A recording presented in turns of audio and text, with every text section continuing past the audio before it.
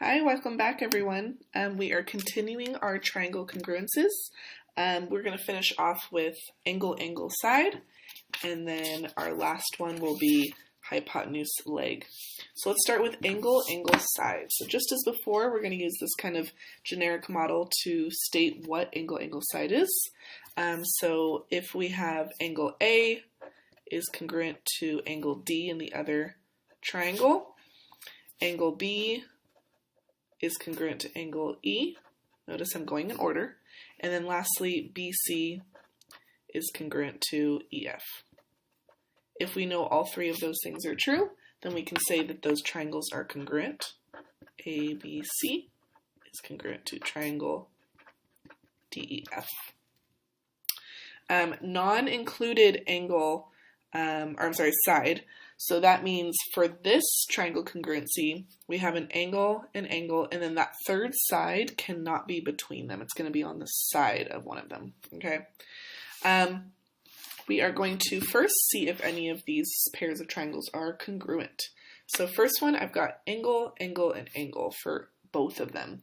That is not one of our triangle congruencies. The triangles are similar, but they are not congruent, so no, not enough information. Next one, we only have a side and a side that correlate with the other triangle. That is not enough information. Next one, we have a side, side angle. Okay, so similar to the one we're working on, but it's side, side angle. So this is actually not enough information. The next one, we have a side angle. And then don't forget, we know that vertical angles are congruent. So what we have here, if we just look at one triangle, it's a side, angle, angle, or if you flip that around, it's angle, angle, side. So yes, these are congruent. Okay, next one, we have angles that are congruent and then this side that the triangles share, but that's it. It's just an angle and a side, so that's not enough information. And then last one, we have an angle, another angle, and then they share this side. So let's go in order, angle, angle, side. So yes, these are congruent. Okay, next section we are going to see if we can find the missing information to say that these two triangles are congruent by angle, angle, side. So in this picture, we've got an angle, we've got the side they share, so the missing information's got to be either this angle or this one. Doesn't really matter, so I'm going to make it this angle. So then that means angle ABC has to be congruent to SBC. And then the next one, we've got our side, we've got our vertical angles that we already know are congruent, and then don't forget that side cannot be between the two angles that are marked. So your other angle has to be this one over here.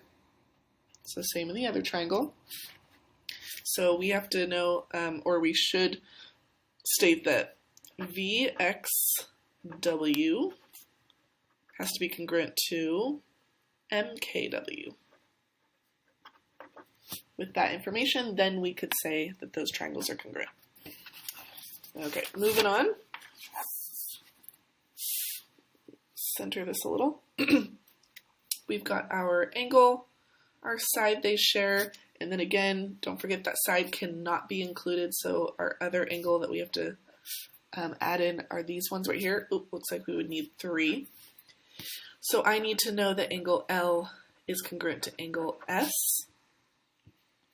On number 10, we have our side and angle, and then our third one can actually be either, but we're going to make it this one right here. So now that we have angle, angle, side, so I need to know that angle B is congruent to angle B.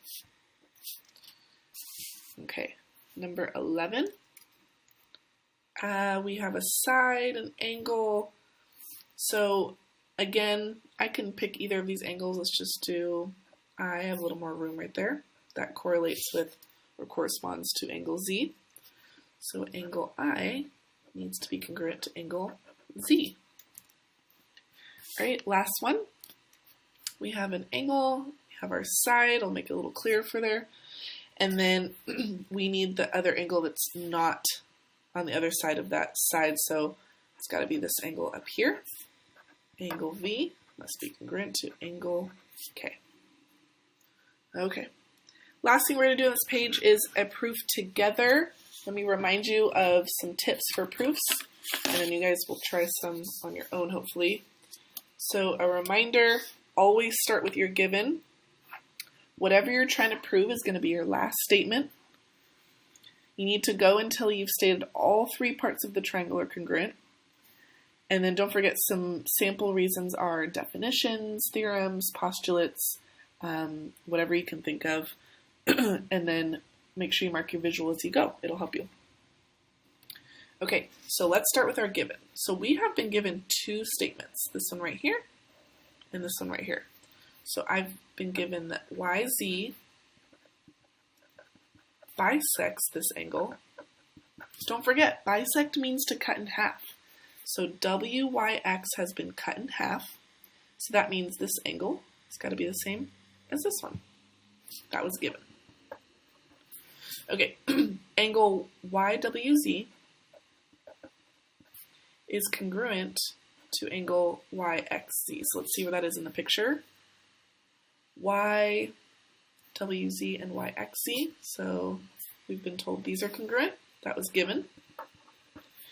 And let's ask ourselves, what else do we need to state? So we have these angles have been told or given to us as congruent. So we've got one. Okay, and we are working on angle, angle, side, so we need another angle and a side. Let's start with the side. These triangles share this side right here, so we know that YZ is congruent to itself. That's obvious. And remember, we call that the reflexive property.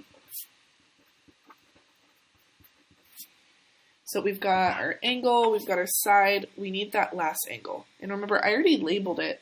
We know that those are the same because of the definition of an angle bisector. So I know that ZYW is congruent to ZYX because of the definition of an angle bisector. Okay, so we've got both angles and the side. Now we're done. We now know that those two triangles are congruent. So remember, what we were trying to prove is our last statement. This triangle is congruent to this one. And we used our angle, angle, side triangle congruency. Okay, so the next one I have done for you already. So please pause the video if you'd like to try this on your own. If you're working on homework, this is great practice. And I will come back in a second to show you the answers. Okay, so hopefully you have paused and worked on this problem. Let me show you the completed proof. Okay, so I've got my two given statements. Always start with those. I know that these segments or sides are congruent. That's a definition of a midpoint. I know these angles are congruent because these two side lengths are parallel. And then I know these angles are congruent because vertical angles are always congruent. Then I can say that the triangles are congruent because of our angle, angle, side triangle congruency. Okay, our last triangle congruency that we have not seen yet is our hypotenuse leg. So you might remember that when we have two triangles, we cannot say that they are congruent. So not necessarily congruent if we've been given a side-side angle. Obviously, if you flip that around, it's an inappropriate word. But there is a very, very special case in which you can have a side-side angle, and that's if the triangles are right triangles. So, if you've got some right triangles, and you prove or show that the hypotenuse or hypoteni are congruent, so if BC is congruent to EF, and they have to be the hypotenuse, and one other side, so in this example it's AB, is congruent to DE. So if those are both true, this is a right triangle, then you can automatically say that the triangles are congruent. DEF. Okay, so remember the hypotenuse is opposite from the right angle. So if this is the right angle, then this is the hypotenuse, right? And then your leg is one of the other sides. Okay, so let's try this out. We are going to see if the two triangles are congruent. All of these pictures have right triangles, so all we're trying to figure out is if a hypotenuse and a side length is congruent to the other triangle. Here we have, okay, so this is the side opposite from the right angle, so we know those are congruent. We know that they share this side right here. And then if this is a straight line, we know this is also a right angle. So yes, using hypotenuse leg. Okay, next one, the right angle is opposite from this side. They share that side, so we know it's congruent. And then this side has also been labeled. So yes, this is an example of hypotenuse leg. Okay, next one. All we have is the three angles labeled as congruent. So no, we do not have enough information here. Here we've got, okay, so in orange are the hypotenuse for each triangle. Remember, it's the one opposite from the right angle. And then they share this side length.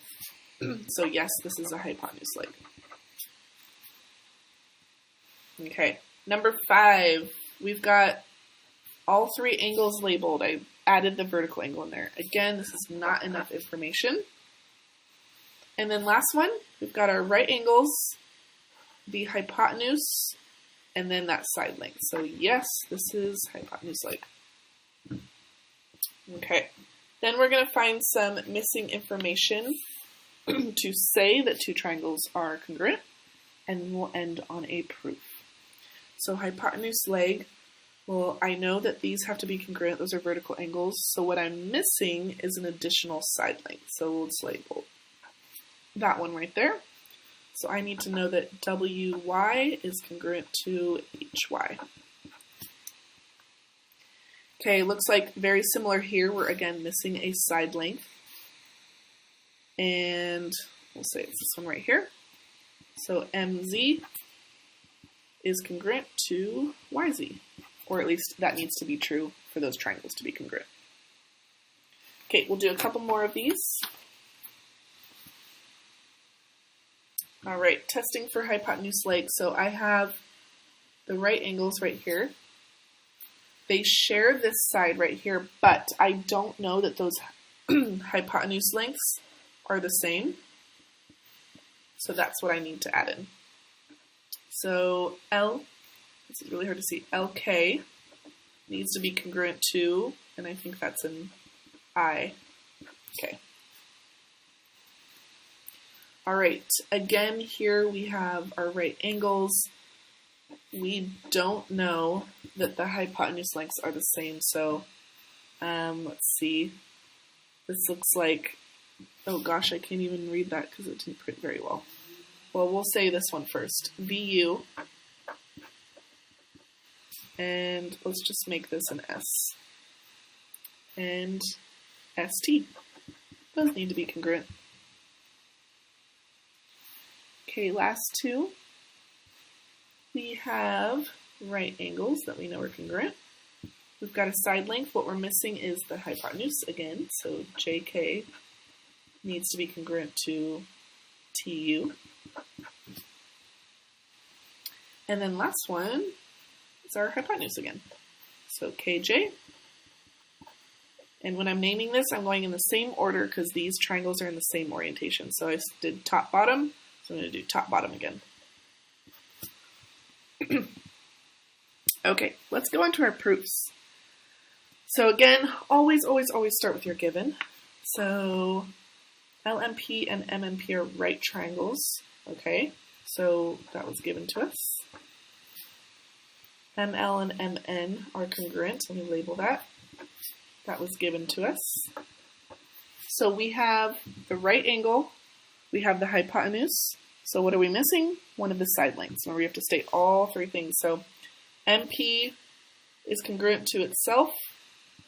That's our reflexive property. I have all the information I need now for an HL or hypotenuse length proof, so I am done.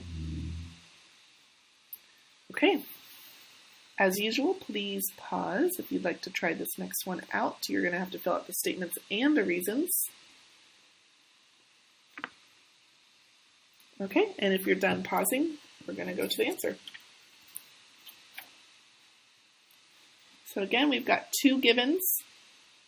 We state that this side they share is congruent using the reflexive property, and that's all you need. Your proof is done. You can say that these two triangles are congruent using hypotenuse leg. Hey guys, thanks so much for watching. I'm going to post one more video on triangle congruencies as a review, but for now you've got all your 5 triangle congruencies. Thanks so much for watching.